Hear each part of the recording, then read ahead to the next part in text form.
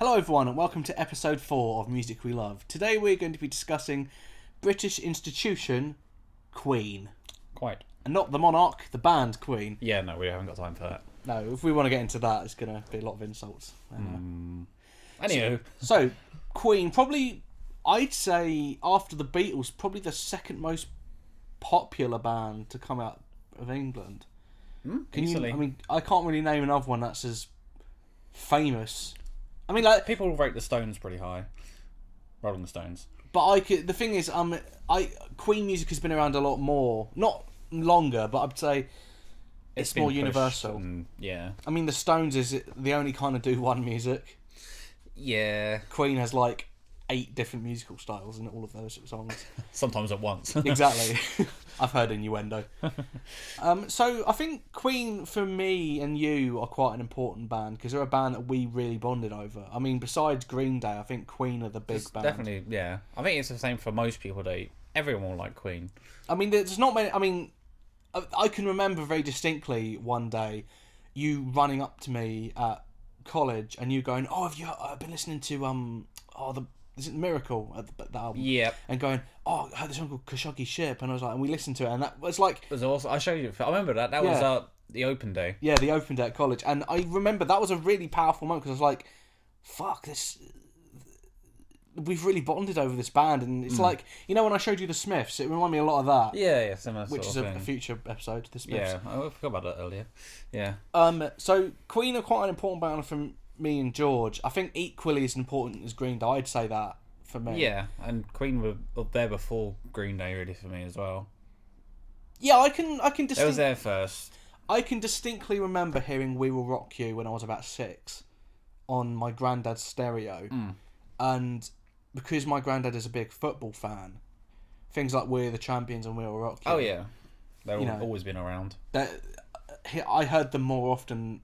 I mean, if he wasn't, I mean, I'm not saying that I wouldn't like Queen if not because of that. I probably would have at some point, but I remember very distinctly them being part of my childhood, very much in the same way that the Beatles were. So like, I remember things like "Day Trip" and "Strawberry Fields." To Queen, we've established that are very important. So when did you, I've kind of got my first experience. When did you first hear them? Do you reckon? Because I very distinctly have a memory of hearing "We'll Rock You" and "We're the Champions." Something like that again, yeah. Probably just from my dad, really. Constantly playing that sort of stuff. So is around the house. So your family into Queen? Yeah, more my dad, but yeah, massively into it. You always hear it on, something like that. And then you just can't get away from it, really. And this is kind of an awkward thing for me. I don't remember when I properly got into them, because since we've been friends, we've both loved Queen, but I don't remember a time... There wasn't a specific kind of date. Yeah, I don't remember... It's always just kind of been this presence. Exactly, yeah. I don't remember a time when... The Freddie Mercury ghost popping up on my shoulder. I mean, it's not like the Beatles. With the Beatles, I can remember a very specific moment when I went, I want to fucking listen to this band. Yeah, that same with Green Day, really. It happened. But I don't remember that with Queen. Maybe that's a sign that they are my first love as a band then. If I can't remember it, because things got bigger actually. So I just remembered after that tribute concert we went to. Yes. Oh God, I remember that. It was, I can't remember where it was now. It was in a field somewhere. Yeah, I saw some random and my country field. Granddad took me, you, and Ethan, and we left him. And he said when we got back, he went, "Where have you three idiots been?" Yeah. And he went, "I really needed the toilet, and you two. If I left, I wouldn't be able to find my way back to the." Right. I need to bring that up to him if he remembers that. Oh, God, but that was a great gig. That was a lot of fun, and really we were good like, tribute band. We I think that might have been it, because So it definitely got bigger. I can't remember when that was. that was 2010.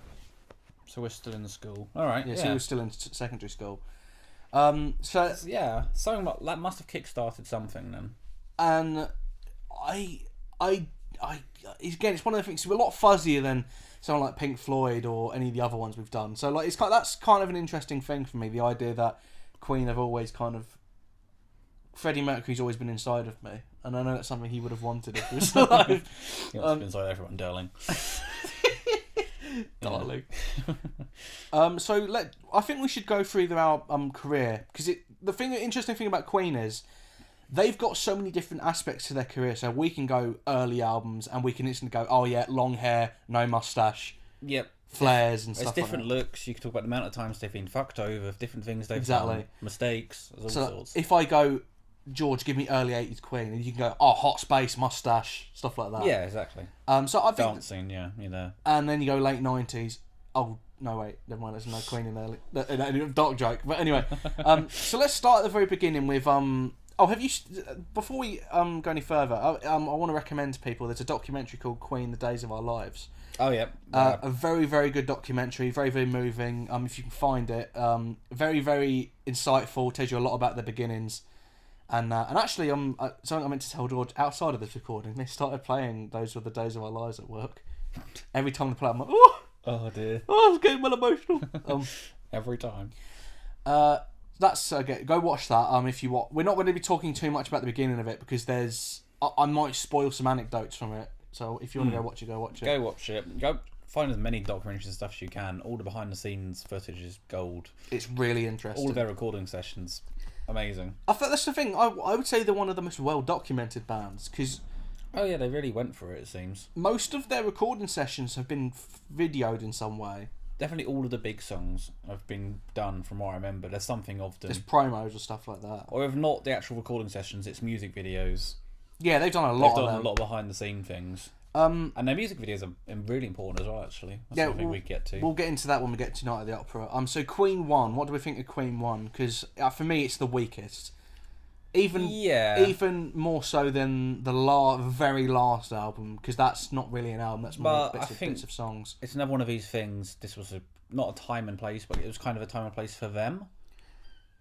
From their foundings. In the documentary, they say something really interesting where when they recorded this, they were doing it at times when bands weren't in the studio because they couldn't afford literally to get peak times to record. So they were doing it like 4 a.m. They were doing worse sessions, yeah. And nobody wanted. I feel that reflects the quality of the album. It's not a very well mixed album. No, it's quite bad producing compared to other records that are out at the time. I will say for a first album. Yeah, it's pretty rough. I think the only bright spot in this album for me is "Keep Yourself Alive."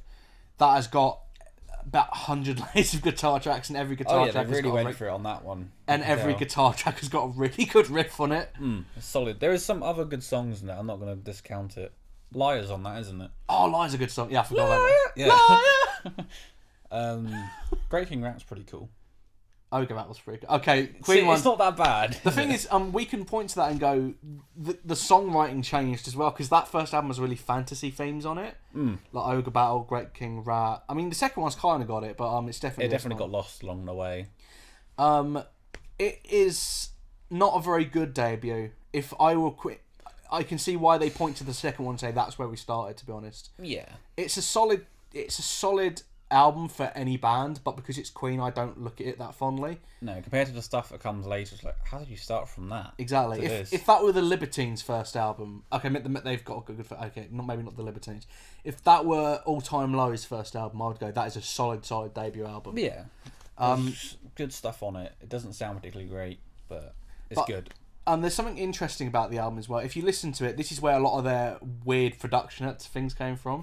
So the layering, that's where it started, really. They were massive for that. I know there's other bands doing it, but...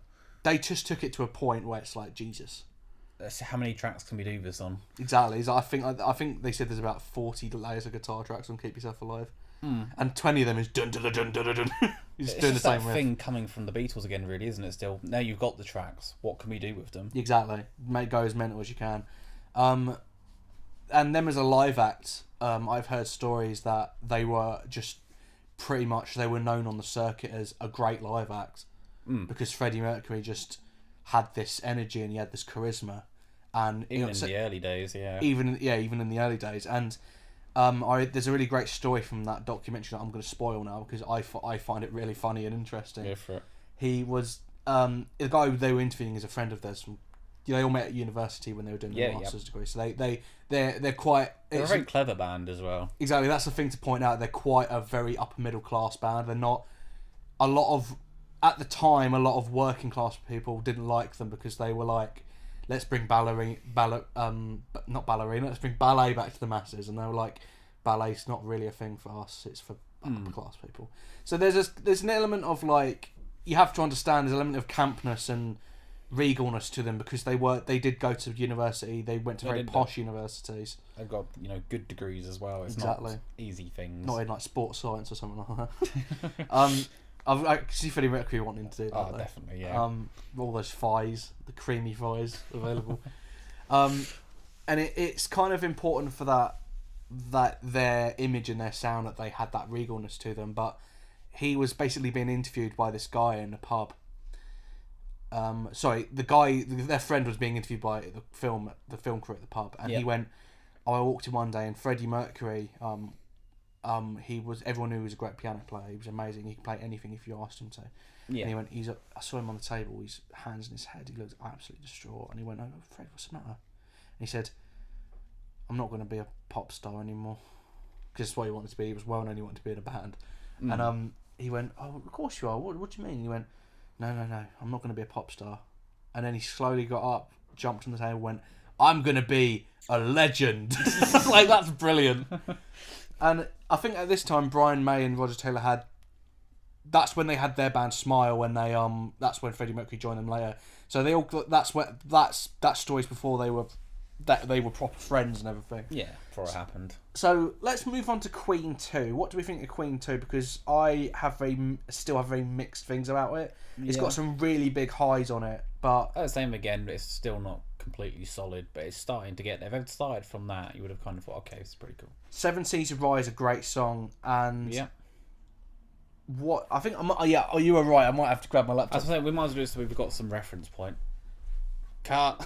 No, that's alright. No, we don't. So you have to do it now. I fucked it for you. No, I don't. There's that song. This is when they started the vocal layering because all the harmonies and I'm just trying to remember what the song is called. Let me get it. Oh, you're already on it. Nice. Oh, the March of the Black Queen. Oh yeah, that's pretty cool. Yeah. That is where it really starts to get insane because Roger Taylor was saying when he was interviewed, the tape had basically disappeared because they'd gone over it so much. And this is when they were starting to concept their album a little bit. So the first side was the white side, the second side was the black side. Yeah. So the first side was poppier stuff, the second side was kind of hard rock and metal and what would become that stuff.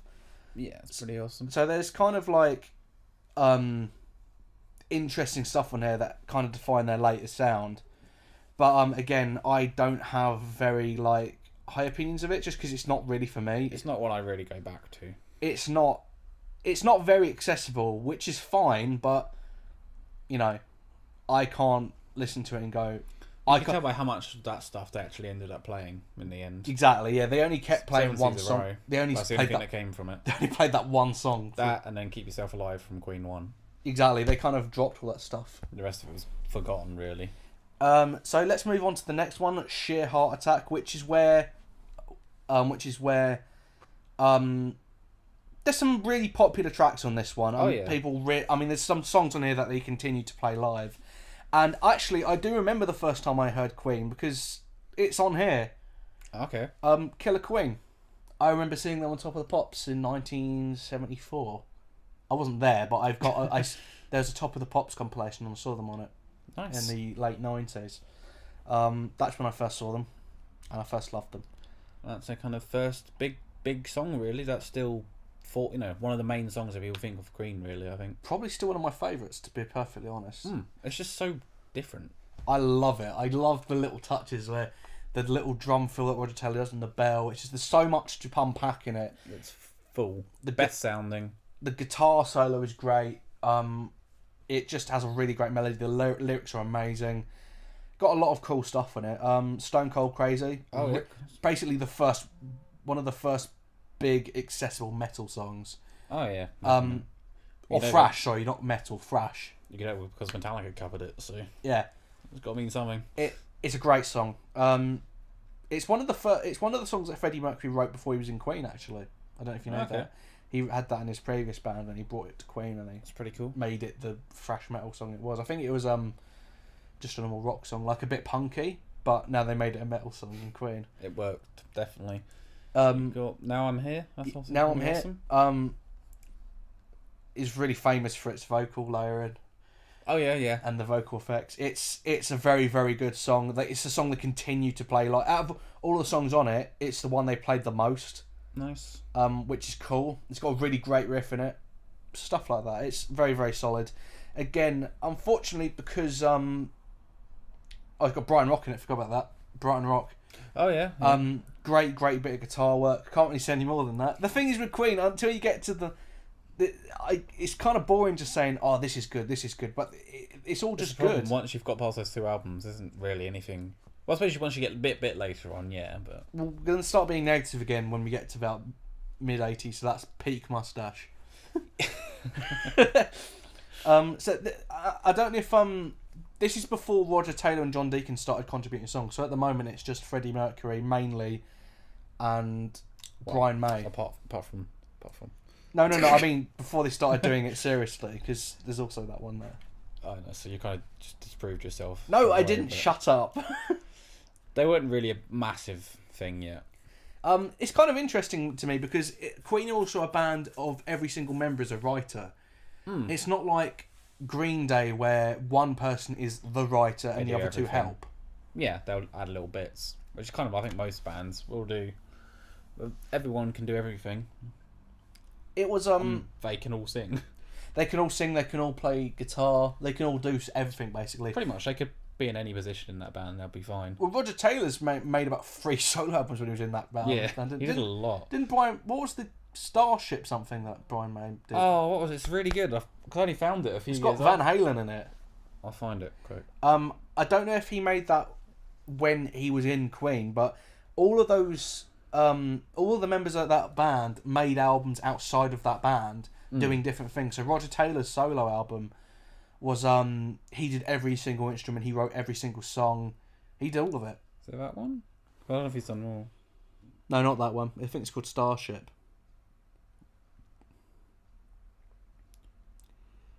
No, it must be. It was under a pseudonym. It probably still come over. I don't know. Is it Starfleet Project? It probably is that. Let's have a look. That's it. That's what I'm thinking of. Yeah, Brian May and Friends. Yeah, it's got Van Halen on it. That's the one I'm thinking of. Yeah. That's just a guitar album. It's just nothing but guitar tracks, basically. He did a few things. There's that, and obviously the big one was Back to the Light, then, which I found a minute ago. Is that a solo album? Yeah. I've never listened to it. I didn't even know it was a thing, to be perfectly honest. Oh, Too Much Love Will Kill You. Yeah, I know that because they redid that on the album. And Driven by You. I don't know what that is. You'll know if you've listened to it, but you wouldn't know off the top of your head. I think we should move on now to the big one, George. The big one that has the song that everybody knows. You've got it on vinyl, haven't you? I do, yeah. I will own them all eventually, but this is one I have at the moment. Yeah. This is when they got popular, really popular. Yeah. It's probably got their most famous song in it. We're of course talking about A Night at the Opera. 1975. They were poor. They had nothing. They had no money because their record label fucked them over. Yeah. It was a sheer heart attack, wasn't it? Was that right kind of time? I'm trying to remember whereabouts it is. What'd you say, sorry? It's around the album before, isn't it? Oh, yeah. Killer Queen made them a lot of money, but not enough to cover the tour that followed it, basically. Yeah. Because they were financing that tour themselves. It was in between those 2 albums that something happened, wasn't it? Yeah. Because they went on tour in Japan, and Brian May got hepatitis. Yeah. And they had to cover the hospital bills, and everything just went to shit, basically. And basically, this album was their last chance to do anything. According to Wikipedia, it was the most expensive album ever recorded at the time of its release. That is mostly down to its lead single. What, George, is the lead single of A Night at the Opera? Well, we all know the biggie, Bohemian Rhapsody. Bohemian Rhapsody. The best-selling single in the UK at the time. One of the best-selling singles of all time. Probably their most famous song. Let's be honest, everybody knows how that song starts. Everybody knows the vocal bits in the middle. Everything. Everyone could do the whole song, including all of the instrumentation. That's a thing as well. We didn't talk about this earlier, but we were such nerds about Queen that you got the tracks to Bohemian Rhapsody, and we started deleting them one at a time to see what it sounded like. I've still got it on my iMac, the multi-track of that, and I think I've got Killer Queen as well. I'd want to hear Killer Queen. It's so good. If you break those songs down, getting to the record. I know I can't have them completely broken. The only one I've got is Bohemian Rhapsody. Well, that's got like 1 million tracks on it though. That's the actual original multi-track. Killer Queen's like one of those ones from Guitar Hero where you've got like the guitar separate, the bass separate, and the drums. But not the individual guitar tracks. No. So let's go through Night at the Opera. Death on Two Legs, I think, is a fucking good song. Yeah. To start an album off. It's a song that I didn't start appreciating until about 4 years ago when I used to walk to college. This is like a couple of years after I met George. I used to walk to college. Yeah. And I used to lose a shitload of weight. Yeah, we used to walk so much. Yeah, I used to walk everywhere. And I used to listen to albums on my way. I've mentioned this before. This is how I got into the Kung Fu Panda soundtrack. This is how I got into a lot of albums, by walking to them. Yeah. It was a great time for music for me, just at college and everything. You just listened to so much bus journeys and train journeys. And it just everything. That's when all of my influences, the Smiths, Frank Sinatra, Queen, Green Day. Green Day's newer stuff, I should add. It was a very exciting time, and Queen was at the height of that. I remember very distinctly listening to this album. Death on Two Legs just grabbed me immediately. I love how nasty it is. I love how poor it's so vicious. I love it. And it was about their manager who was fucking them over. That's the first thing I opened with. Solid. Very brave of them. Yeah. Very brave. Lazy on a Sunday Afternoon. Solid song. I have nothing else to say beyond that. It's not, one of the best on there, but it'll do. It's definitely an album filler, but it's good album filler in the best way. I'm in Love with My Car. This is quite an important song in Roger Taylor's kind of. Oh yeah, they still do it now. Yeah. Oh yeah. I keep forgetting. He does it in his little section. Very solid. But I've heard stories that it's the B-side on Bohemian Rhapsody that he wanted it on that album so bad, and he wanted it on the B-side of Bohemian Rhapsody. Bohemian Rhapsody so bad that he threatened to quit unless it was on there, which is powerful if he thinks it's that good. A solid song. I have nothing to complain about. I enjoy it. You're My Best Friend. I've got to admit, I've got a lot of sentimentality for this song. Yeah. John Deacon's first big song for them. A very, very, very well written song. It's in my top 10. It's been used quite a lot. Shaun of the Dead, used in my documentary, My Brother and I, which you can find on the YouTube channel. Actually made my mum cry.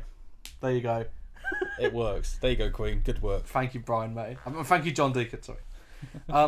39. Probably the most underrated Queen song. Yeah, I didn't find this one for a while. No, me too. I think I must have skipped it at the time. It's such a deep cut on the album that you forget it exists.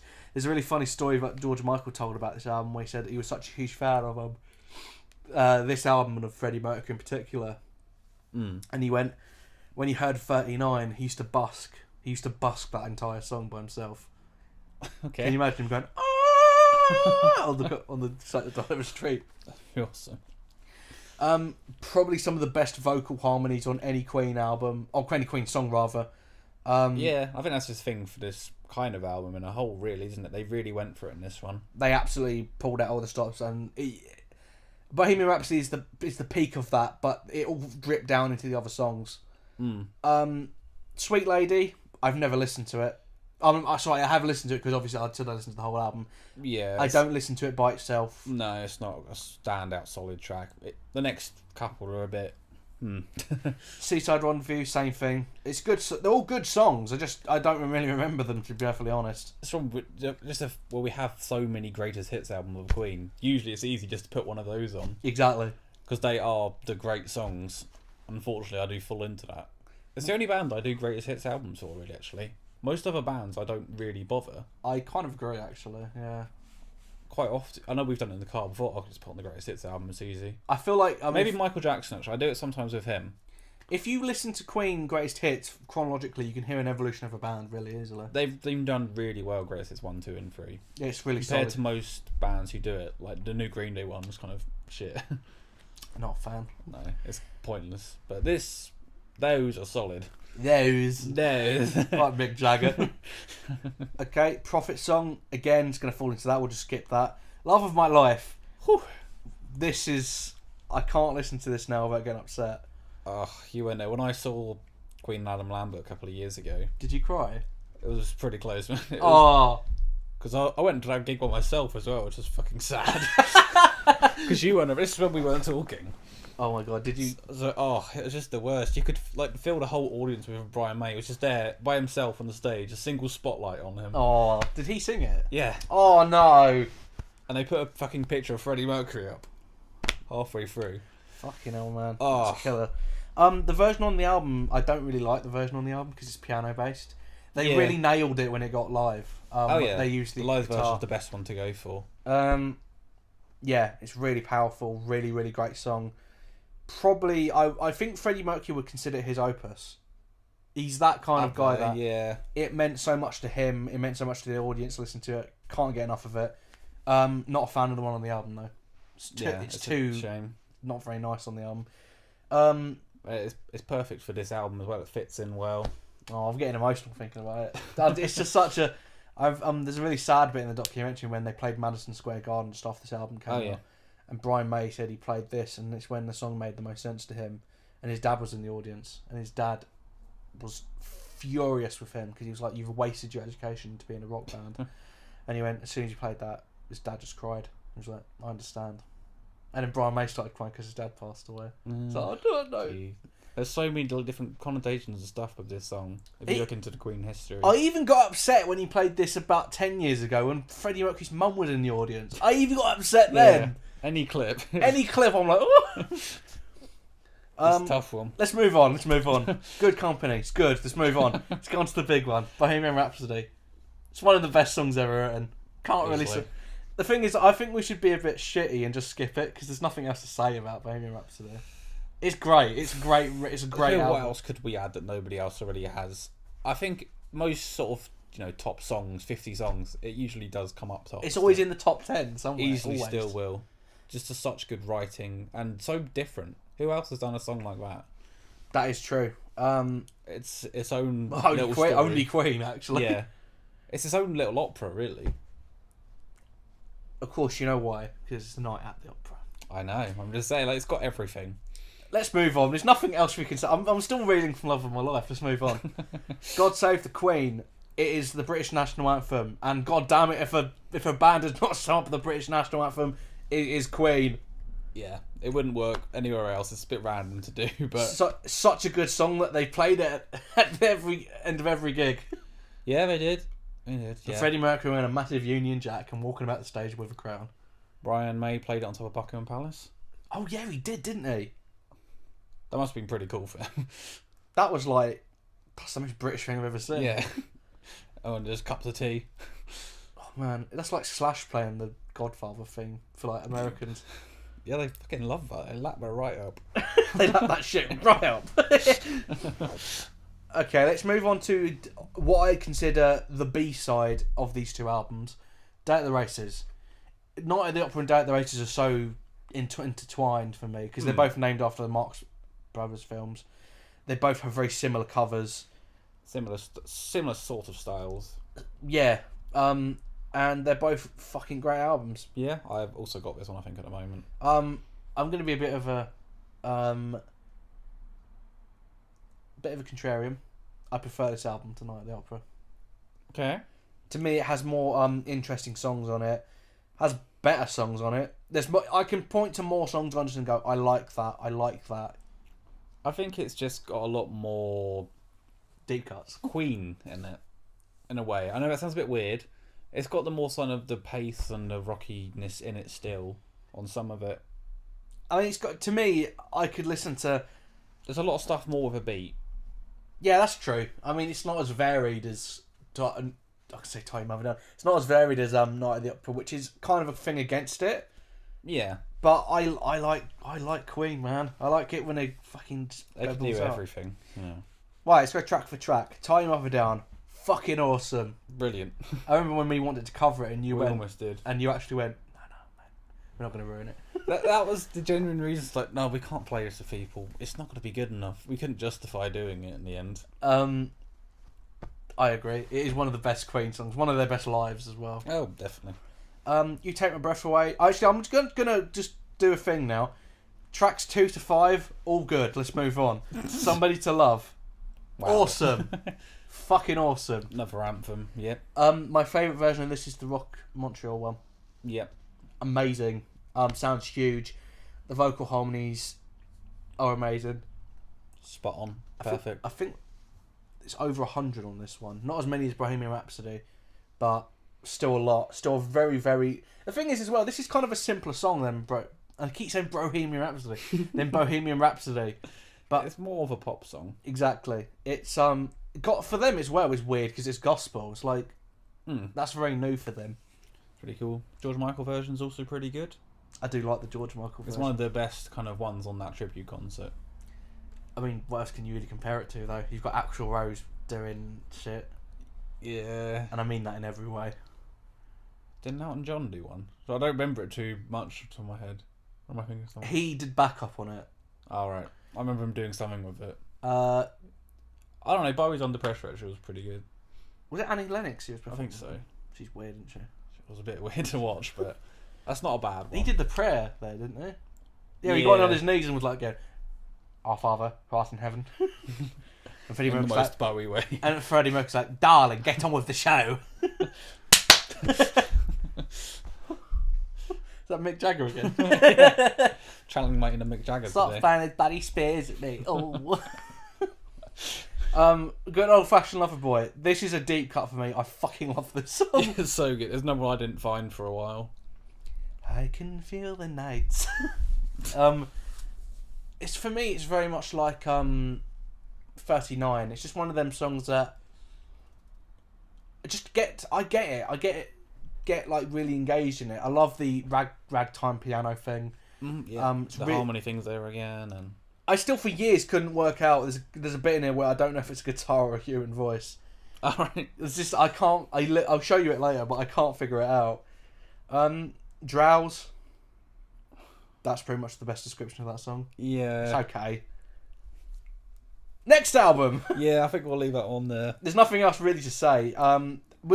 It's gonna get to that point a lot because there's on the next couple of albums only one or two tracks that we really like. The rest of it kind of blurs together. You actually have some important things to say about this next one though, because you just showed me a thing about it. Yes, News of the World. Next one. I've just bought a special edition version from the London Comic Con. They brought out basically a kind of I don't know what would you call it, a crossover, or just they've kind of merged with Marvel. Yeah. And then a kind of special edition vinyl. There was only 250 of them, which is quite a limited run, really. For something like bloody Comic Con, where there's so many people. It's been used as a cover for X-Men Gold. I'm not sure which issue. I think 5. Yeah, saying they did, but basically, yeah, X-Men. I might put an image up if I can find it. It makes sense. It's basically an X-Men version of Colossus, Old Man Logan, and Kitty Pryde on it. Who you thought Cyclops for some reason. Yeah, I was tired. It's fine. Anyway, oh God, News of the World. It's got 2 of the big ones on there. Oh yeah. We Will Rock You and We're the Champions. And it opens with. Oh yeah, it does. I forgot about that. And it's got the best song ever written, "Get Down, Make Love." Oh yeah. I think it's important to note that this was released at the height of punk. And I can tell you a really good story about this if you want to hear it. About Sid Feel Vicious. free. I can't really say no now. You should have. Basically, they were recording this album, and in the studio next door, they were recording Never Mind the Bollocks, which is also a fucking great album. If we ever did the Sex Pistols, it'd be like 10 minutes long. You'd have to talk about everything else to do with them, really. I think. I'd want to do that one day because they were a great band. Anyway, they were next door, and Sid Vicious. It's a bit of a mental case, should be known. Yeah. Walked next door when they were recording it. Knocked on the door, and he was like, "You're still trying to bring ballet to the masses," because Freddie Mercury said that in the press, which is what I just said earlier, and Freddie Mercury called him Simon Ferocious, which is fucking brilliant. And he grabbed Sid Vicious by the cuffs and went and just kind of pushed him out and just closed the door on him. And he went, I was like, how brilliant is that? Just like fucking great. I mean, Sid Vicious was a moron, but he brought a style to that music. Anyway, so they kind of tried to go a bit harder in terms of music. It's a very, very rough, and there's some really good punky stuff on it. And I know interesting production. Yeah, I know. I know when they played "We Will Rock You Live," they turned it into a punk version. Oh yeah, they really sped that up. "Sheer Heart Attack." That is a punk song. There's some really, really solid songs in it. "Get Down, Make Love" is really solid. Yeah, one of their live mains. I use it quite a lot. 9 Inch Nails did a cover of it. And fucking 9 Inch Nails did a Queen song. It's a bit weird. It's good cover, but I'll show you it later. "It's Late" is a really good song. "Spread Your Wings." So I think they play that a lot, actually. I remember them playing it a lot, "Spread Your Wings." Yeah, it's not one of the ones they really, put on a DVD or something, but it was played live. Hang on, give me 2 seconds. Let me see if it's on. You gotta fucking find it on the first one, aren't you now? Yeah, it's on Live Killers, yeah. Yeah, they did it on. It's not on any of the others, though. I think it's a bloody good album. It's not quite as good at. It's not one I always go back to often. Really. Yeah, I find Day at the Races a lot stronger, even though they changed the style of their music to be simpler as a response to that, because they couldn't go any more complex than that. Yeah, once you've done that, you've kind of... It's not peaked, they haven't peaked at all. Nowhere near, but... You just need to do something else. Mm. It is a solid album. I think it's not one they're going to be remembered for, though. Not in the opera and some ones later on. No, not as a whole album. Obviously, those two songs on it. You just gave the two-fingered salute if you couldn't guess what you just did They there. couldn't see. Of course they can't fucking see. No, I didn't say they could see. If you didn't guess, I said. Yeah, the two You're just like Simon Ferocious. The two first songs, obviously, they're massive. Everyone goes to that, but... They still play them. It still gets used in things. Football chants and whatnot. I was trying to think of a good football chant and I couldn't think of one. I read it too quickly, so I fucking jizz then. I don't remember that one. Is that another Freddie Mercury solo one? Oh, God. Let's move on to jazz. Probably the least talked about album that they have. Yeah, definitely.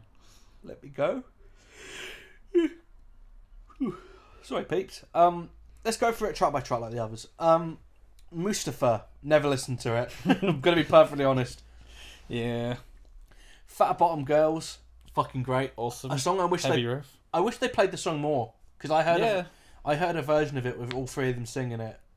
Fucking great, man. Pretty great. So good. The video for that one's got an interesting story. Go on. I I love it. It's got a really interesting story. Couldn't tell you it. Sorry, I'm thinking of something else. Don't worry. With bicycle race, isn't it? Yeah, it's the one I was thinking of. I got fucking confused. Go on. Well, we'll get to that in a minute. Okay. Jealousy. Never listened to it. Bicycle race. I just skipped everything. Let's get straight to that now. Bicycle race. Yes, that's the one with the story. The music video where basically there was... I can't remember how many it was, but 100? Yeah, it's 100. 100 ladies, they got in completely naked to ride around basically on a bike. Did you hear Roger Taylor's response to that? Go for it. He went, "We weren't allowed on the set." Yeah, basically. Bugger. Brilliant. It's well not there at all. But apparently Freddie Mercury wanted to go and watch it. What was he going to get out of that? Art. I think Fat Bottom Girls and Bicycle Race work as really well because they were released as a double A side. Yeah. They work really well together. Yeah, it's a solid song and definitely a bold move to make for a video, really. At the time, that was really brave. It didn't ever get released in the States. No way would it have gotten released in the States. I know in the UK we got it released, that video. Bit later on, though. Yeah. If you can't beat them, never listen to it. Like, sorry, Deacon. Sorry, Deeks. Let Me Entertain You. Not a song I like on the album, but the live version absolutely kicks ass. Oh yeah, they definitely made it its own then. I think they used to use it as their opener. Yeah, they did. Apart from We Will Rock You, they used to use this as their opener. I think this is where Robbie Williams stole the title from. Easily. Must have come from somewhere. He must have stolen this. Dead on Time, never listened. In Only 7 Days, never listened to it. Dreamer's Ball, I've listened to it once. Yeah, I've heard a bit more of that one. But... Fun It, never listened to it. Leaving Home Ain't Easy, yes it is. Don't Stop Me Now. Holy God, this is a good song. Oh God, yeah. Don't Stop Me Now. One of the most famous Queen songs. It's got one of the best videos. Up there again, yeah. This is pre-mustache. I don't know. I did go off a bit this song for a little bit because just the amount it got played, the amount I heard it. Oh, it gets played so much. It did. I don't really put it on very often. Looking up on the Wikipedia page, apparently it's the most uplifting song of all time. I remember. Yeah, that's the thing, isn't it? You kind of get why. But looking at this, it says it wasn't popular when it came out, and it was only performed once. During one tour, so they never played it ever again. So they played it that one tour, but it was only later on when it got played in TV stuff, which is when it got popular. Yeah, I found that naked bike ride thing you were talking about. Yeah, he's downloaded that. Yeah, I'll have a look at that later. It is a really, really good. Oh, it was an actual cover then, an alternative cover. Oh yeah, the Naked Lady one was the cover. They just gonna have a good look at that. No, so I know it looks like I'm just looking around, but fair enough. They put it in as a picture basically then with the album, but in America you had to ask for it. Oh, that's embarrassing. What this? Imagine if you're like 16. Hi.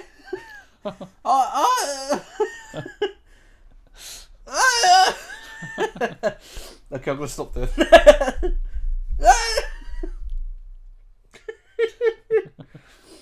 Right, let's move on to the game. You're saying it. The game.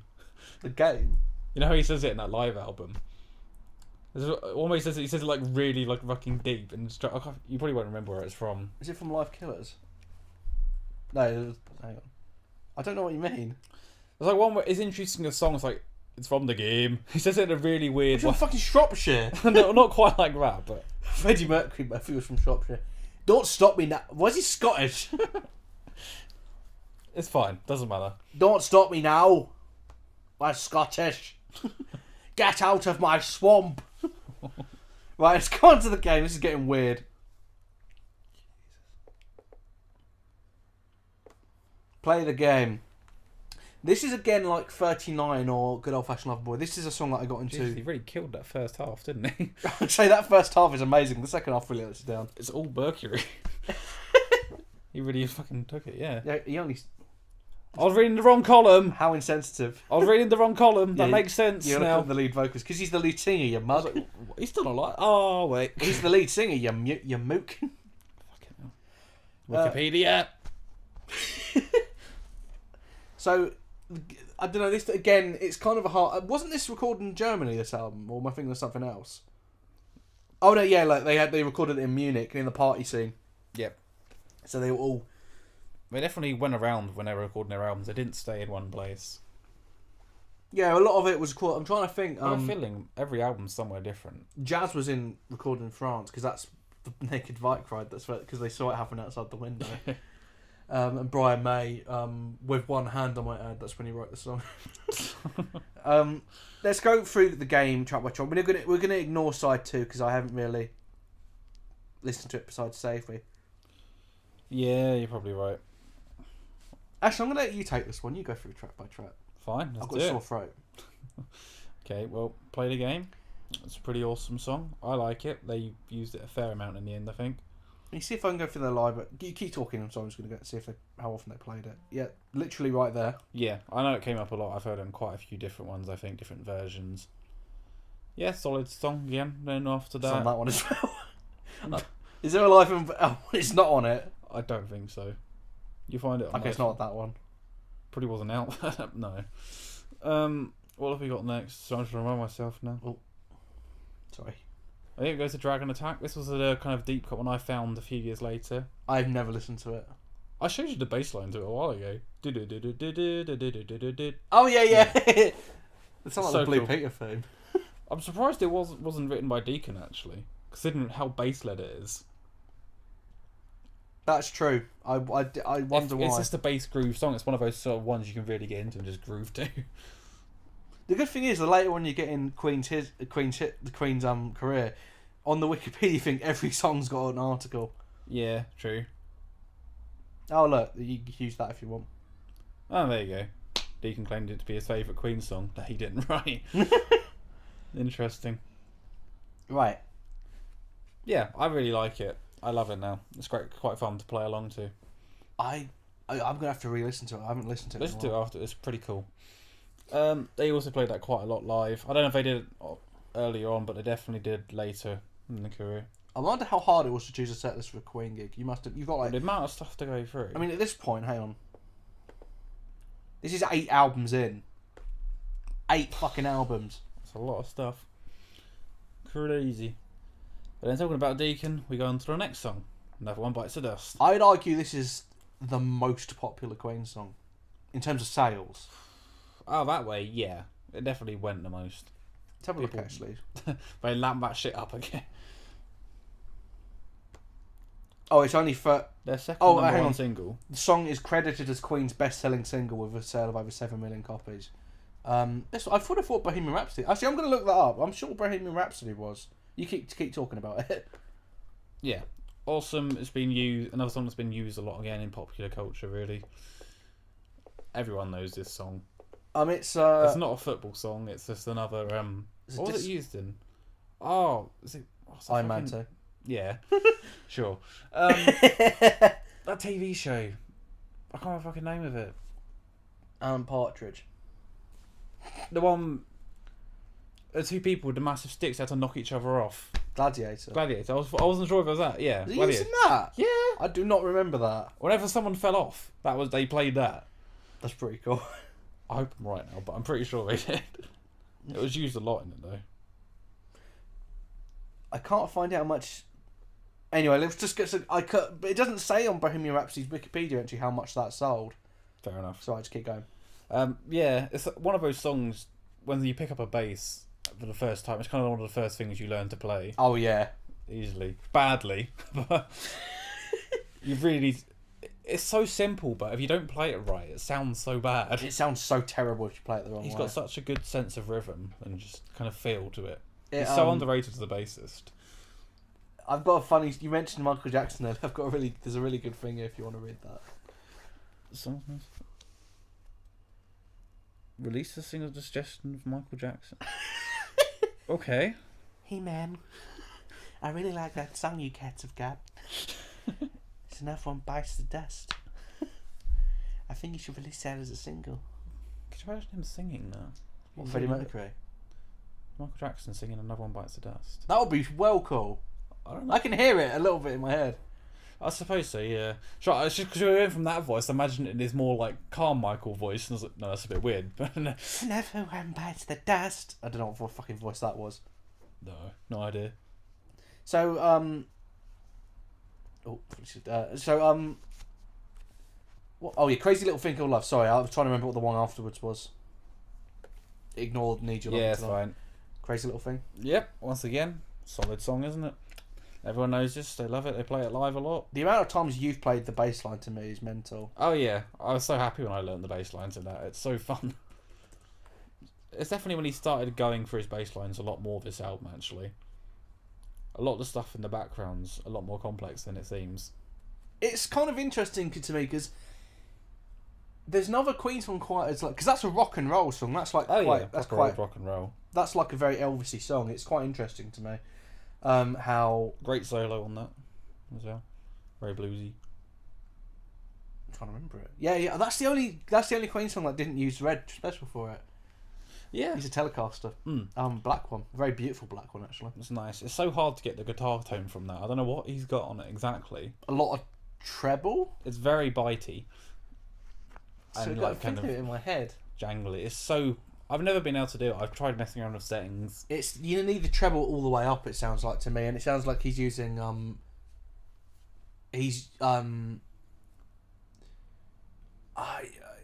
I see what you mean. It's quite. I can hear it in my head, but I couldn't tell you how to get that tone. You have to play it like Freddie Mercury does. Do you remember? Oh yeah. Yeah, go on. Explain to the audience what you mean. There's this. Basically, we were back in music in college.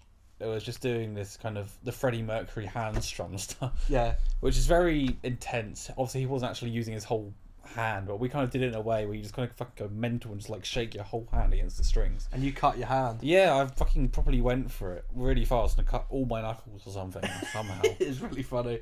And I was there with a stick going, do it again. Yeah. It's funny, do it again. Because we'd been rehearsing for a few hours at this point, so things were getting pretty weird anyway. He's like, do it. So now we're on to what we would consider one of the greatest albums of all time. One of the best soundtracks. The Flash Gordon soundtrack. We're going to include this because they actually played some of it live. Yeah, they used the Flash theme and Football Fight was played a bit.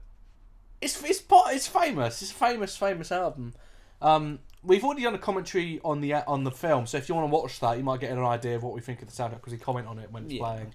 But Flash's theme, we're not with this one. We'll do it differently. We'll just say we're going to mention Football Fight and Flash's theme, but because we've already talked about the film, you can go listen to our thoughts there. Yeah, that's probably the best way of doing it. They haven't really changed, to be honest. It's still a very, very solid soundtrack.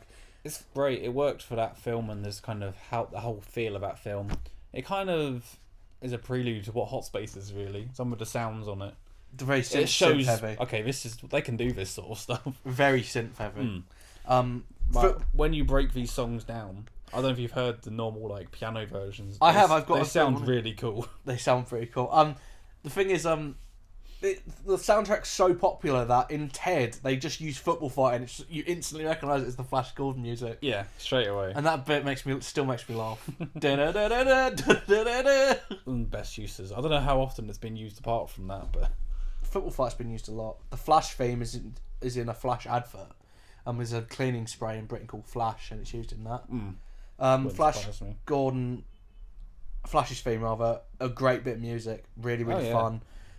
Everybody knows a Flash. Everybody knows that. Yeah, go listen to the commentary. I think we covered it pretty. It's great. Pretty good. Imagine that in a film now. No way. The next Batman film. Even Kung Fury didn't really do that as campy, because that song is not as campy as. No. I think in a way the audio really makes that film a lot campier than it is. Because if you watch that film, it's silly and it's a bit goofy, but it's not. I wouldn't say it's campy. No, if you changed the soundtrack, you get Trent Reznor to do it. Get the Social Network soundtrack over there. Bloody hell. There'd be something. Didn't they do a thing? You told me about this Bond playing the score live. I swear they did this for Flash Gordon.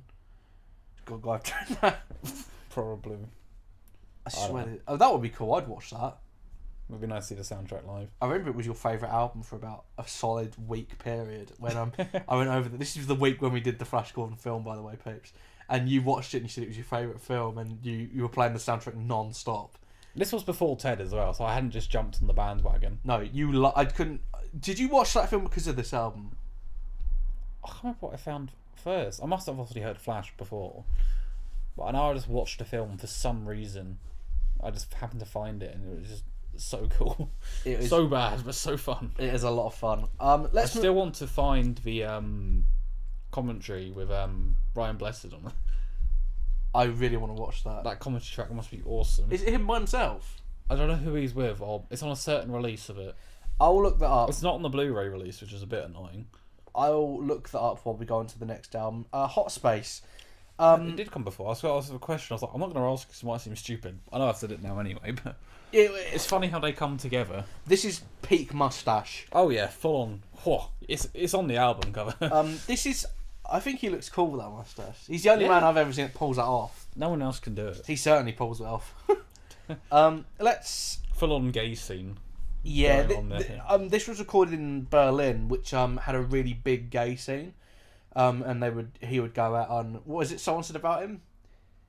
He explored the gay scene like David Attenborough making a wildlife documentary, just going around going, hey, darlings, just doing all that. Yeah, pretty much. It's very reflective of that.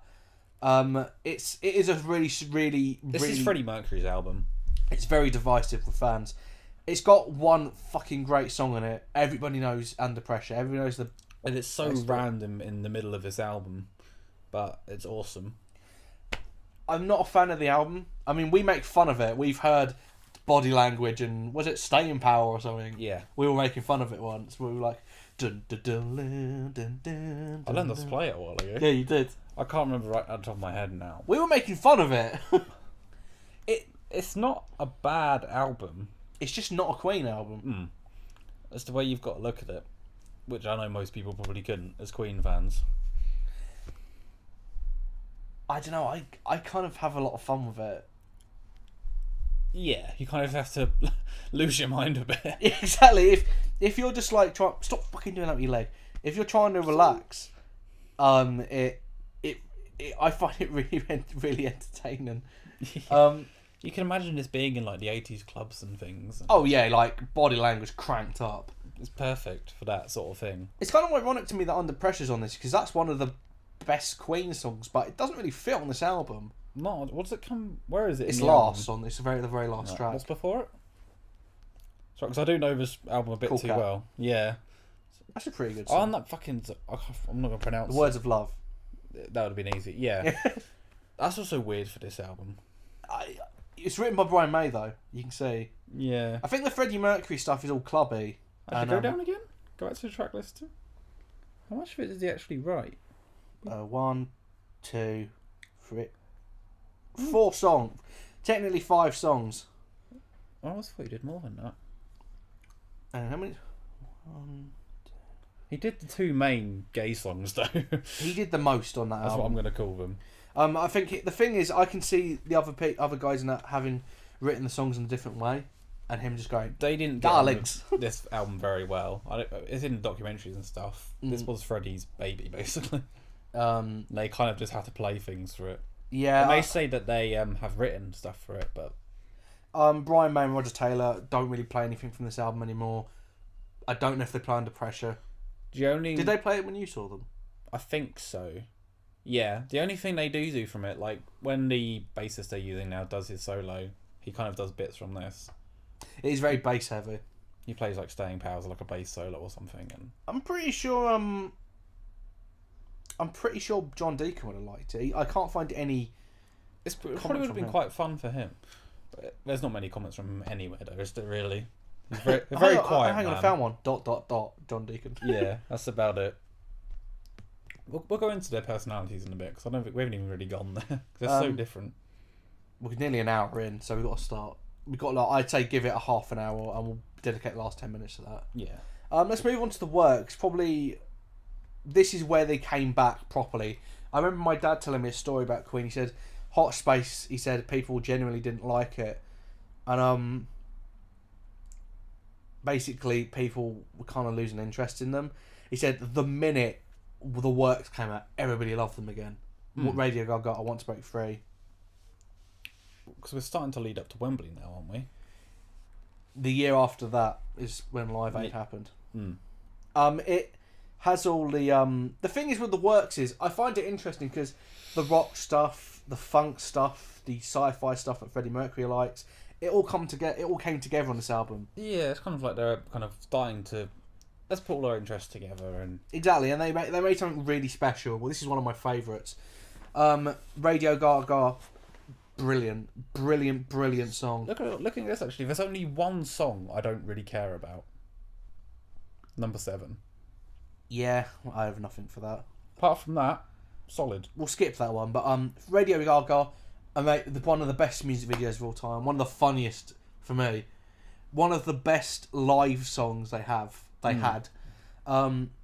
is a classic. Yep, everyone loves it.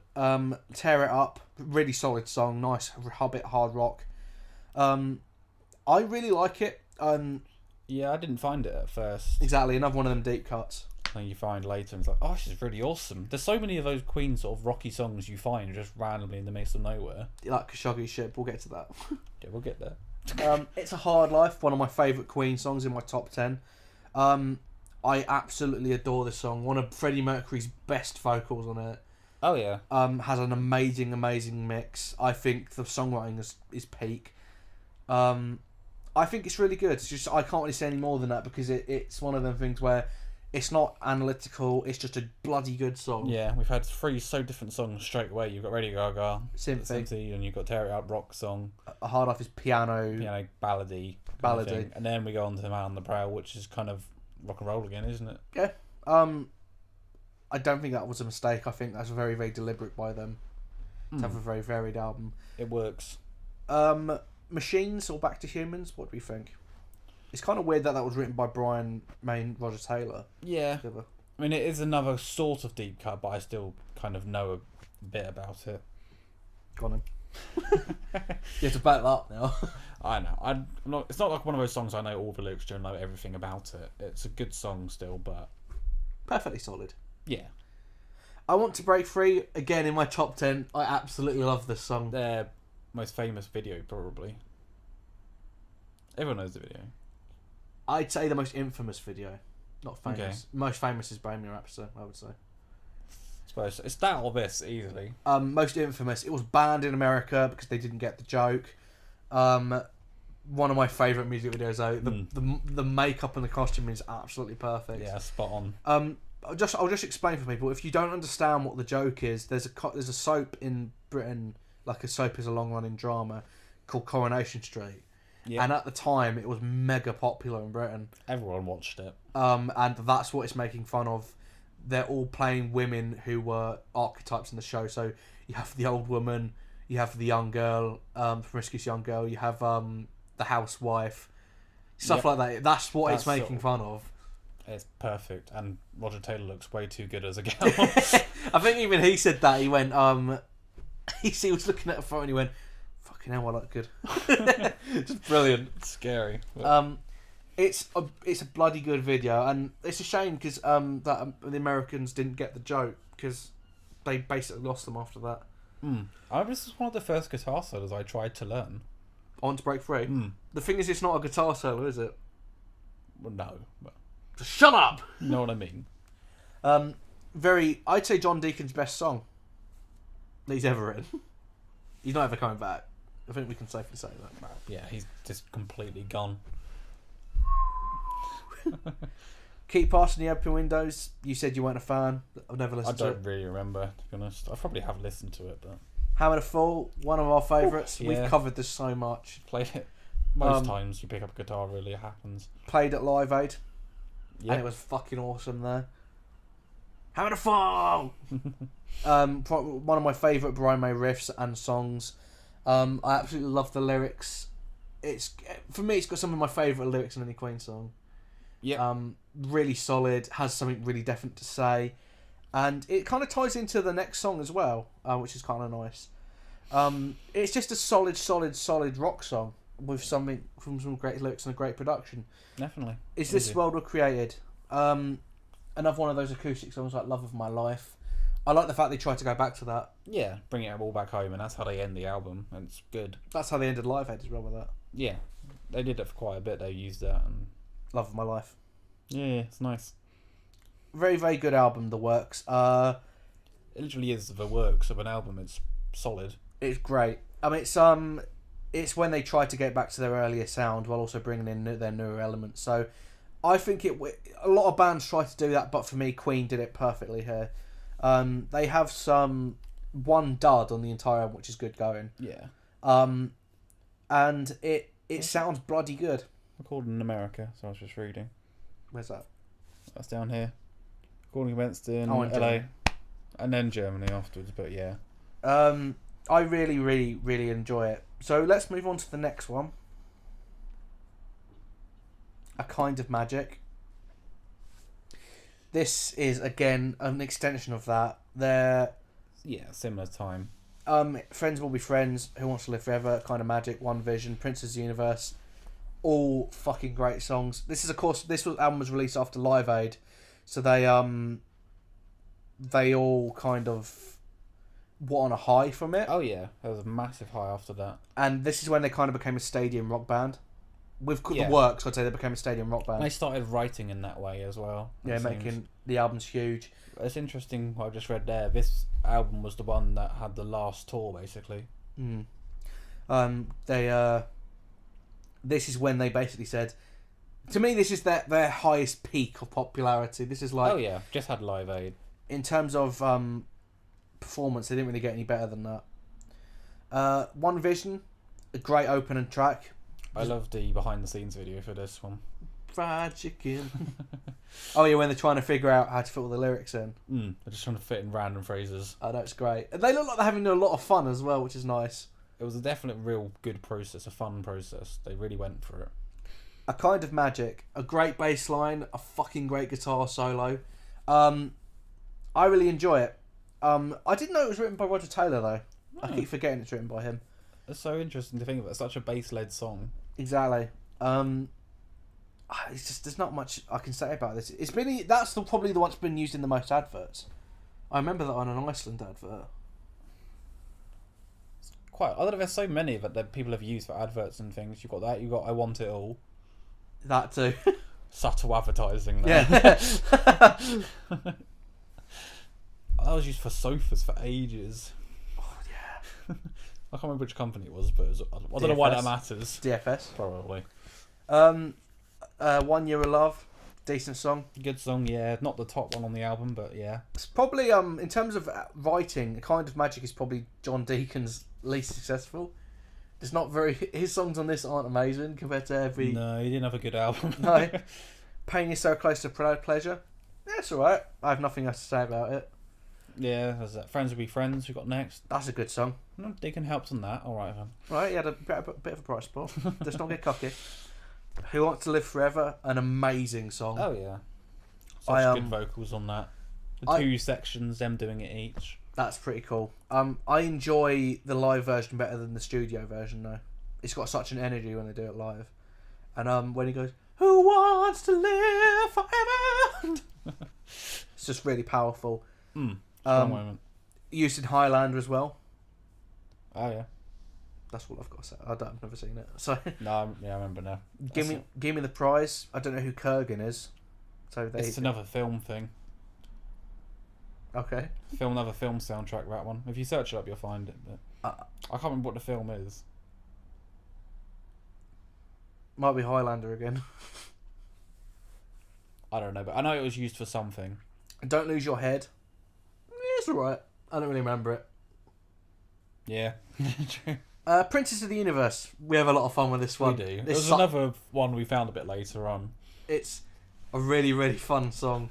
So it's good. one of the only songs that's got a double bass pedal from Roger Taylor. So he was using this when There's a thing for that. Find it. Open it up. Oh, Princess of the Universe. Yeah. See what it says.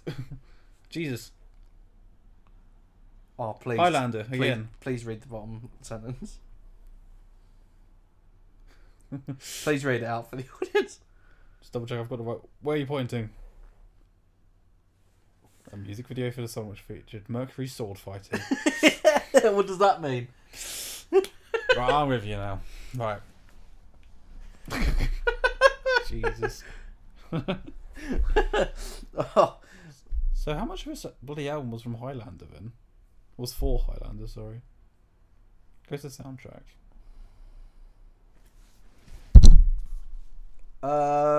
It features several songs, so about 5 of them. Oh, and Hammer to Fools in it. Fair enough. So quite a lot. Surprising it wasn't its own soundtrack in the end. I think they only had 4 songs for it, so they just kind of all put them on that one album. I think that's why it came out so quickly as well. Fair enough. Wait a minute.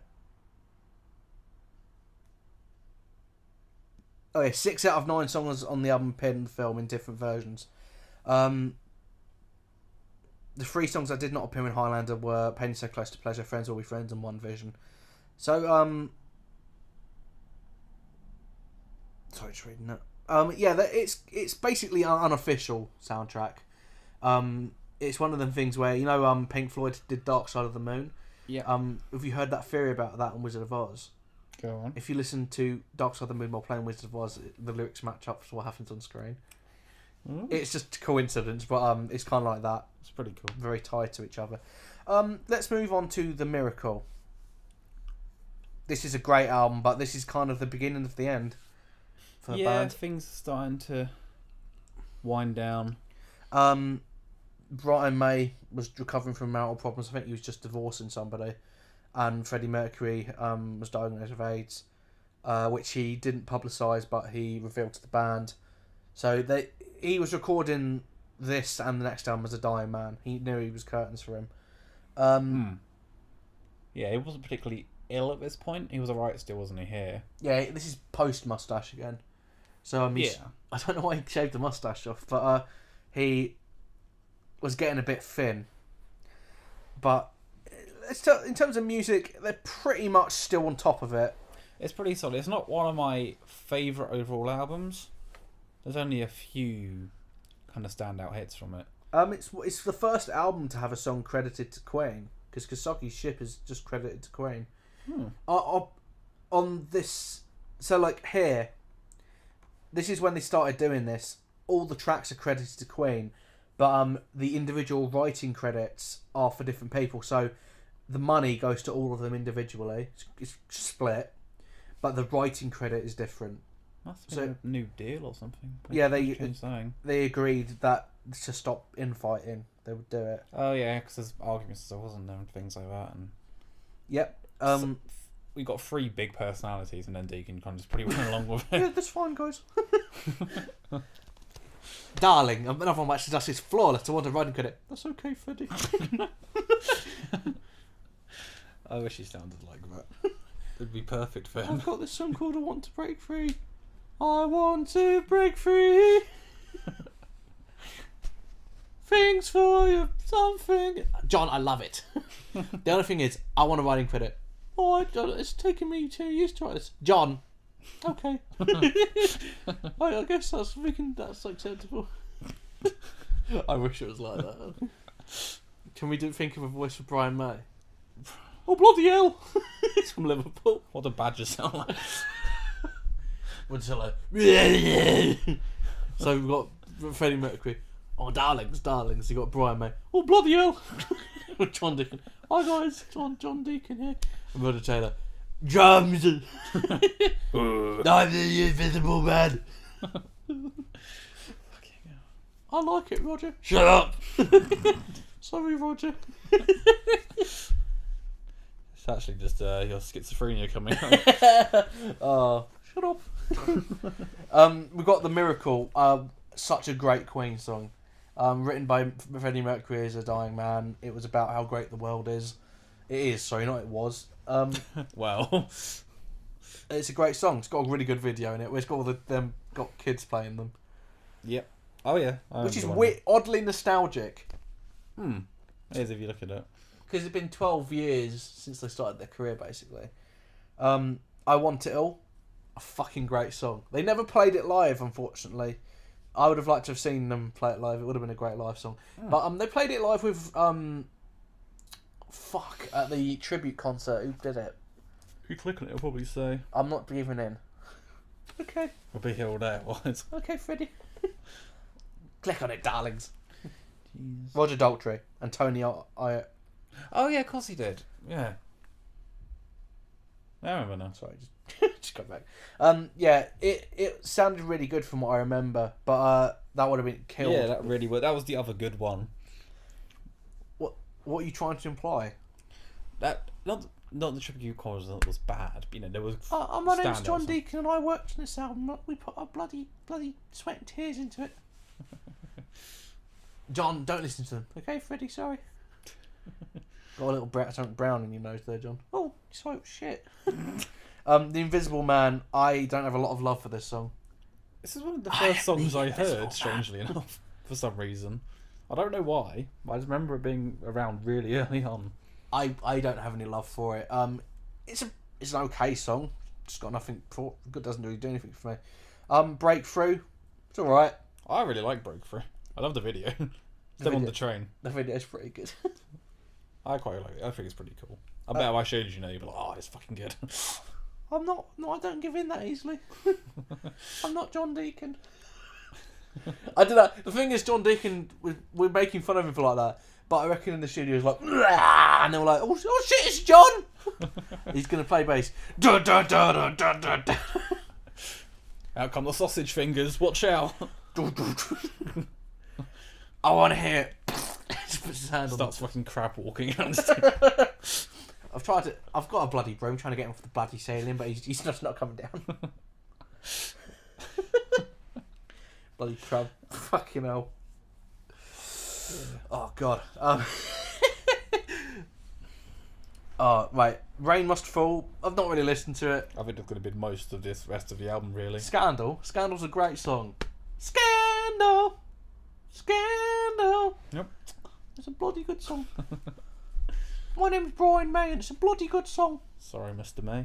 It's okay. The Badgers like it. He's kind of Badger! he's toned down the Badgers now. Well, most of them have died.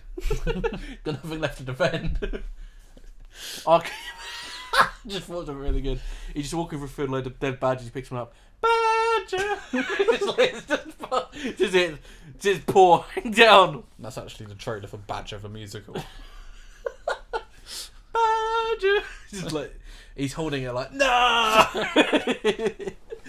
He just does a zoom in on this single tear. Badger! No! And just the Badger's parents consoling each other. And we pull in tight as the pan goes. And Brian May's the Badger detective. He says it's like a noir. He's got a cigarette, got his massive hair, and he says to the Badger's parents, "Don't worry, kids, I'll find him alive." Badger. And it's raining. He's got his trench coat on. He's holding the baby badger in his arms, the one that's died. Knock on the door. Oh, Mr. May, you Badger. That's how it ends. Brian May walks off into the rain, finding another Badger case to solve. Badger. It's Badger Town. Solid Keith Deco reference. Forget it. Badger Town. Oh dear. Jesus Christ. Okay, let's move on to the next album. The last album.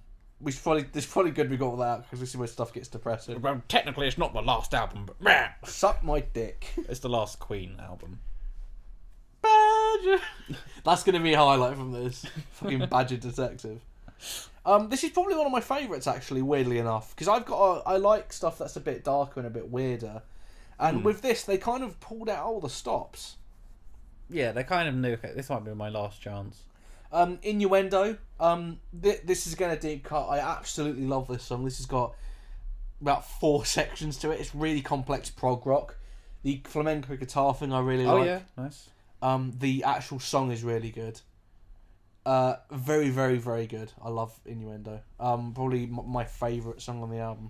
You really appreciate... No, wait, it's not my favourite song on the album, sorry. You really appreciate this whole album when you know everything about it and the time. If you look at videos of how he looked and how hard he was pushing to get through it, which we'll get to later.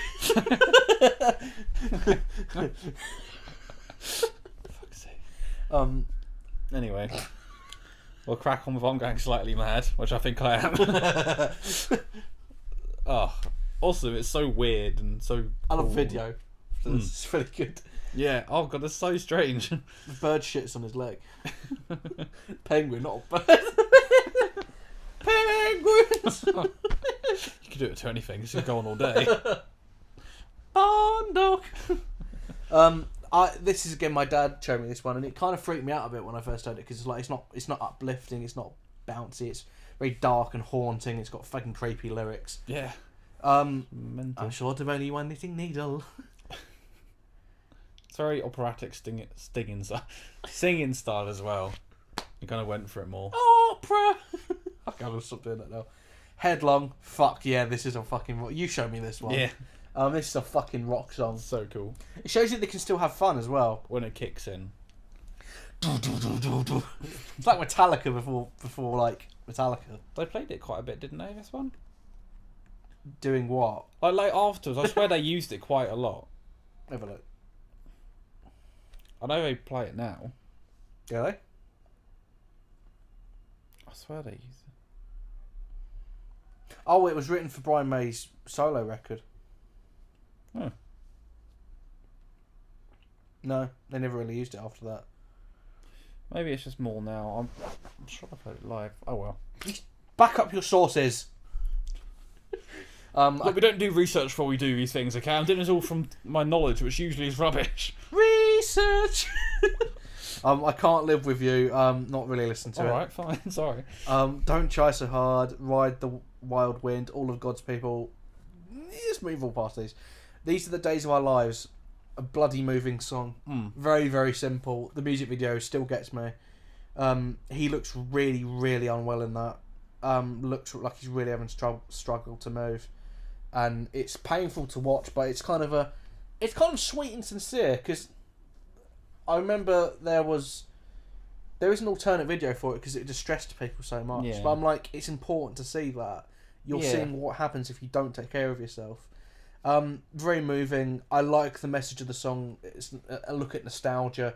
You know, we were crazy, we were young. I wish we could go back to that. We were having so much fun back then. Yeah. But we're all older now. We have children. You know, things are happening. Message. We've got to deal with our own mortality. I love it. I think it's very powerful. Delilah. Not listen to it. The Hitman. No. It's all right. Let's go on to the big one. Come on.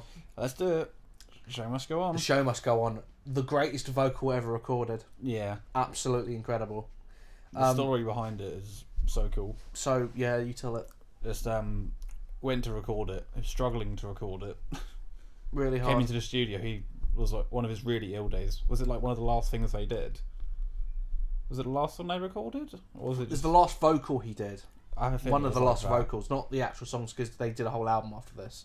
Yeah, oh, of course it did, yeah. But it was one of the last things, definitely the last big song. Yeah. And, he, struggling, and it's like, fuck it. He drank some vodka, went back in there, and did it in one take. Brilliant. Very painful to listen to. I applaud them for doing a song like that, because that's your mate. He's gonna die, and it's just like it's a hard thing to do, but it's powerful. It sounds fucking huge. Oh, definitely. Probably one of the biggest best sounding. Probably one of the best mixed Queen That songs. last chorus. Oh, it sounds mental. It's a well written song. That bit when he goes, "I'm facing with the wind, I'm never giving in." Oh, the best. So good. I'm not even doing the badge of the scandal thing I was doing a minute ago. I can't even make a joke about it. It's just such a good song. I'm glad. I want to see if they ever played it live after that, because I hope they didn't. Yeah, they have, which is It was in the concert, wasn't it? Yeah, who did it? Paul Rodgers. Paul Rodgers citing one of the performances of the song as one of the best of his career. I wish they hadn't. Yeah. I don't know. It's kind of got a lot of stuff behind it. It's kind of like that should basically use it on the album. Exactly. Leave it as a kind of last statement kind of thing. So we'll do Made in Heaven. There's not a lot I know from it really. But Made in Heaven's was from from his solo album. Yeah, I think that's why it's kind of used. To be honest, this is a lot of this album. Oh, yeah, it was done, but they redid the instrumentation, didn't they? Mostly. A lot of it's from other albums that they've done. So like it's okay, but it's just basically a last hurrah. Yeah. I don't really have anything to say about it, to be perfectly honest. Yeah, I mean, I'm not really a massive fan of it as a whole. It should have just been left, really. Yeah, I agree. We're not going to talk about anything after this, because while they did... Mac's gonna die! The Mac's gonna die! While they did have an album afterwards, The Cosmos Rocks, I don't really want to bring it up, because to me it's not a Queen album. The show must go on is the end. Exactly. If you can hear me still. The show must go on. What, George? It to me, it ends there. I have no interest in listening to that album, to be perfectly honest. No, I think that's kind of why I never have really. So we've reached the end of all the albums. So let's sum up the band. What do we feel about Queen? Like you said about mentioning the personalities, Paul. Take it away. Where do you want to start? They're all just so different. You've got John, who's just so quiet. I'm sorry. So out of it, but such an active force in the background. Very much a bassist through and through. He's the backbone of that group. He knows that. He built and designed an amp for Brian May, the Deaky amp. Yep. Which I can't remember what it's been used on, but it's been used on some really the big songs. It's used on every album, I think. It's used somewhere. It's only a little tiny thing. It would never be used live. He built it himself completely. It's pretty cool. They're kind of interesting because the Red Special was hand built as well. It's so hard to replicate their sound. Yeah, but the story of that, we built it with his dad. It's got like a bit of his fireplace in it. I know, it's mental. And he uses cool. he still uses it now. He uses the coin. It's the old sixpence, yeah. Sixpence. It's so hard to replicate that sound. his setup's so intricate, and you wouldn't get it. You could buy one of his models. You'd kind of get it, but it wouldn't be the same thing still. A lot of it's playing style as well. Yeah, he has his own style. All the phase switching. It's mental. You'd need to know. He uses a treble booster on everything. It's always on. It's so hard. Roger Taylor has such a unique playing drum style. It's so hard to redo what he does. Oh yeah, he hits. If you like look at a it, truck it seems as well. like it's really simple, and you also need to know how to play the timpani. He hits like a fucking truck as well. And bring a gong. I love the story from their tours where they do Bohemian Rhapsody. They have to bring a massive fucking gong. They use it once at the end of Bohemian Rhapsody, not again, and it weighed a fucking ton. The crew hated it. Did they use it on every tour? I don't know. Anytime I played Bohemian Rhapsody, it was on. They brought So it basically, just so you hit it once. It's brilliant. Such a weird. Just a weird use for that. Yeah. Was it worth it? Yeah. I think Queen are one of the best live bands of all time. Oh, you had everything. Um, They started off the whole. I don't know. They might not have started it off, but they're definitely one of the big bands who started. You know, there's going to be a guitar solo. Brian May's 20-minute guitar solo on some of them. I think it was the Wembley gig, his longest one. I don't think he started that, but he started that putting those on albums. Yeah, those sort of things. There's that. Then you had Roger Taylor to either do a drum solo or a timpani solo or anything really. See, all of that comes from prog rock, but they were one of the. They probably mainstreamed popularised it, and now every band you go to any gig, there's going to be a drum solo. There's going to be a guitar solo. You might get a bass solo. Depends on who the band is. They kind of audience participation. They were kind of the kings of that. Oh yeah, They started all everyone of that. basically looks to them. Freddie Mercury could have any audience, and they'd all be there. That Wembley in the palm of his hand. Any stadiums, the person in the back would probably feel the same as the person in the front. I agree. I would kill to see. You've been eyeing that knife I've been holding the whole time, but I would kill to see them with Freddie Mercury. My mum told me a really good bad story about that. If you want to hear it, she wanted to see Freddie Mercury so badly when they were touring, but and she got tickets to go and see them, and she got pissed the night before and didn't go because she was too drunk, and she regrets it ever since. Yeah, I imagine. She was saying, I went, can I see the tickets? And she went, no, I actually burned them because I was so upset. She's like, forget it ever happened. And Brilliant. But yeah, like, no, I said I've seen Queen on the Adam Lambert tour. You get a slight sense from that, just from the music, how awesome it would be. was it awesome? Oh yeah, I'm going again next month. Sounds good, mate. Going with my dad, 'cause I'm cool. Sounds good, mate. Yeah. Glad I got an invite. He bought them for me. I Nice. didn't even know. Sounds good, mate. I probably would. The thing is, the Paul Rogers stuff, no way. No. But I think Adam Lambert is a good fit. He's really fitting in with it. It's going well. People seem to like it. Um, I don't know if they're ever planning in time to try and re-record something. I don't know how I feel about it. They shouldn't.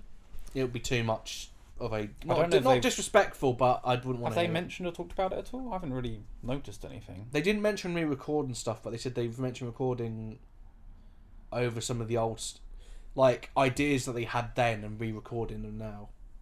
Okay. But I wouldn't want. I don't care. If it wasn't good enough then, how's it going to be good now? At some point, they may end up just bringing an album where he sung over some things, but that's about it. I don't wouldn't- particularly think they need to. I'm not interested in that. I have 13 Queen albums. Like, Yeah, there's more than enough to go back to. I was holding all my CDs close to me. I have what I need, and what we have is a band whose legacy will never be tarnished. That have a very clear evolution from album 1 to album to the end, and who Kind of perfect their run, really. I don't know what else they would have done. Everyone kind of said, "Oh, I wonder what it would have been like if Freddie Mercury was still here doing stuff." I don't know. I kind of can see them being one of a band that eventually just kind of burnt themselves into the ground and done something really bad. Fuck man, that is a career. Freddie Which by- Mercury walking towards the camera, studio burned down behind him.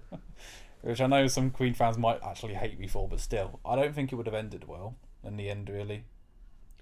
Their live shows would have been awesome still. They would have done the old stuff, but what else could they have done? let's picture this in the decade that they finished. So in the 90s, after they finished in 91, Oasis, Nirvana, those kind of bands came out on Blur. Mm. They wouldn't have fit in there because their music was too old school. So what did bands like Led Zeppelin and Pink Floyd, bands that had broken up, Yeah.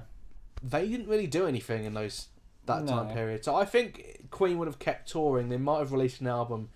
I think they would have stuck to their guns. I think they would have done what they knew. Yeah. But if you think about it, if he was never done, you wouldn't have ever had albums like Innuendo. Well, yeah, there is that as well, though. So it probably would have continued on that a kind of Magic in the Works thing where it's like that. But then I reckon Freddie Mercury would have heard house music and garage music. Yeah, and they might have had that sort of thing. Different things. So it's kind of interesting thing to think about. It definitely would have ended, though. I think, in some way. They wouldn't have kept on doing it. They would have not broken up, but they might have gone, okay, we've done this for 20 years, let's kind of step away. Yeah. Let's go do There's too many other interests. And it's weird to me because they don't, even though they would have broken up, they probably would have at some point, they weren't, it's not like they were doing it because they hated each other, they just realised that that while they loved being in that band, they had other things they wanted to do. Mm. It's not like the Beatles or Oasis where it ended because they fucking hated each other. No, there wasn't that. They didn't hate each other. They, might have not got agreed on things at times. It seems there was some arguments, but they're all different people. So like it was very different. Yeah. I respect them as people for that. They realised that the music was more important. Even Freddie Mercury, as he was dying, was like, give me stuff to sing because I'm not going to be here. This is what he's wanting to do everything while he still could, basically. I really respect them for that. And Queen have pretty much solidified their place in music history. Every single member of that band is on a list of the greatest, whatever their thing is, basically. Yeah, there's that, and they probably threw the biggest band parties. Remember that massive party, the one where they fucking had like dwarfs running around, cocaine, yeah, all sorts. They were infamous for their partying. Crazy. I love Queen. I absolutely love them. I want to hear what people say about them in the comments. I'm interested. I mean, what I'm likely to hear. Queen are have such a varied career. I mean, the heavier people among us like the early stuff. The more mainstream fans like the later stuff. There's going to be some interesting debate. There's no valid thing. If you like either one, you like either one. Just like it, really. Enjoy it. Exactly. Take it what it is. I've really enjoyed doing this one. It's probably been the funniest one we've done. I've really enjoyed it. It went on for. We was thinking this wasn't going to be ages. That's why it won't take that long, but it has. It's been 2 hours, isn't it? Hour and a half. We did alright. It's kind of what we were going for. So we'll kind of sign off here. This has been Music We Love, number 4, Queen. Next time we might do. We'll probably scale it back down. I think now we've done 2 big ones. Let's do. We'll pick a band that has probably about 3 albums. We talked about this earlier. I think you know which one it is. Yep. Awesome. All right. We'll see you next time when we do Nirvana. See you then.